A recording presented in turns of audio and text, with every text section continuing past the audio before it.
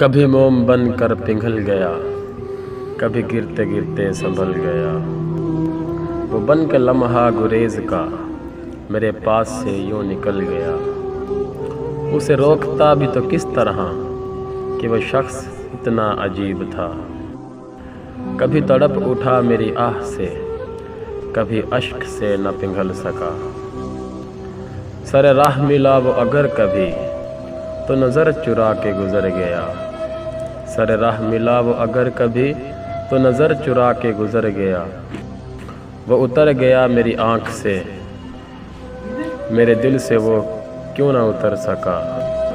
वो चला गया जहाँ छोड़ के, मैं वहाँ से फिर न पलट सका। वो संभल गया मगर आज तक मैं बिखर के फिर ना सिमट सका।